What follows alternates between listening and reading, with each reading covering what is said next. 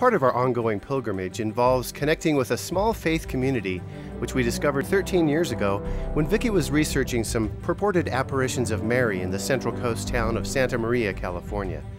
She made contact with a Sister Jean Marie Kirby, an ex-cloistrated Carmelite nun whose irregular situation fascinated us because she shared with us the story of how 22 years ago in 1989, which by the way was the year that Vicki and I did get married, these Carmelite nuns had a 25,000 square foot monastery that was only 3 months from being completed when they found out that the shady contractor who was building it had been purposefully building without following the correct engineering blueprints.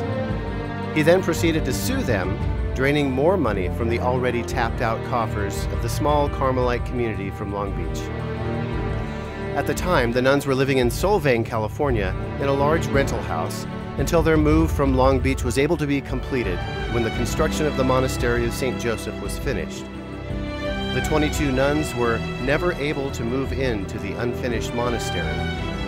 Yet now, the 3 remaining sisters live on a 100-acre parcel right next door to the original 500-acre plot of land where the unfinished monastery remains unfinished 20 years later.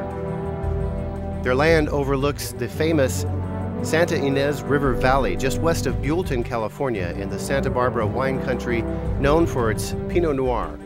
They were able to stay because Sister Jean Marie's brother, a Camaldolese monk, had used his portion of the family inheritance to buy the 100-acre plot right next door to the planned monastery for the purpose of someday establishing a community of hermit monk prayer warriors to support the retreat ministry of the nuns. Well, most of the original 22 nuns moved on to other cloisters, and now only 3 sisters remain from the original constitution. Without going into the particulars of why, these 3 sisters remain because the proper canonical process was not followed when their constitution or community of nuns was dissolved. So, at this point in time, the Carmel of St. Joseph still exists. The contractor had built half of the monastery using plans that did not have the correct structural engineering calculations. When the county pointed this out to him, he had to retrofit everything he had done up to that point.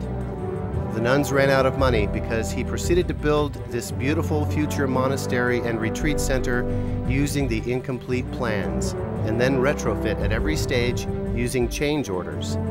Then in the end, he turned around and sued them for the retrofitting work, even though they had not authorized him to proceed without using the correct engineering plans.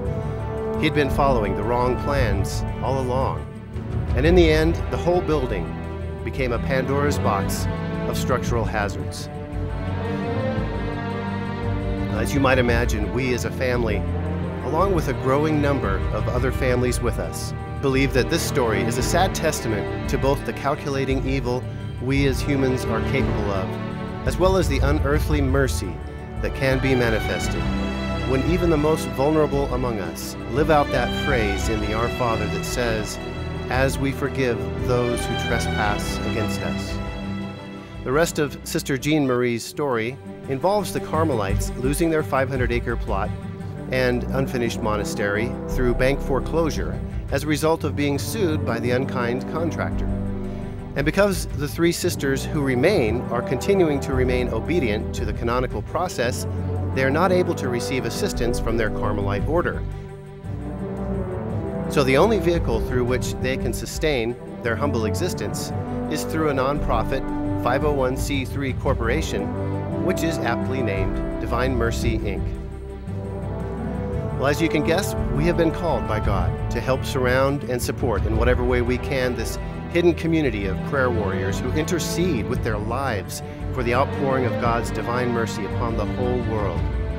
Part of the sisters' plan all along has been the creation of a spirituality center made up of religious and consecrated to act as intercessors of mercy in conjunction with the lay apostolate, the New Life Family Mission, for the healing and strengthening of families and individuals to better serve the Lord.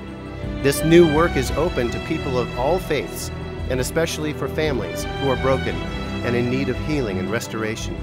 It's also a place where individuals, college-aged and others, are invited to come just to unplug from the world, as well as to seek God and the will He has for their lives, and simply rest in the presence of God, so evident in the surrounding nature and quiet. So as of May 1st, we've begun our humble campaign called the New Life Family Mission Seeds of Mercy to help the sisters accomplish this wonderful mission. At this time, they have some deferred maintenance issues to take care of, but they do have an approved set of plans for a small prefab building that will serve as the spirituality center and new quarters for the sisters. And we want to build a barn that can be used for a sustainable farm that we have planned, as well as a gathering space and a TV and sound studio for broadcast productions. We've been called to reach out to families using the modern means of communication, radio, TV, social networks, and the like. It's always been our hope as a family to be a family for others. And we believe in the truth of the phrase spoken of by Pope John Paul II, that the future of the world and the church passes through the family.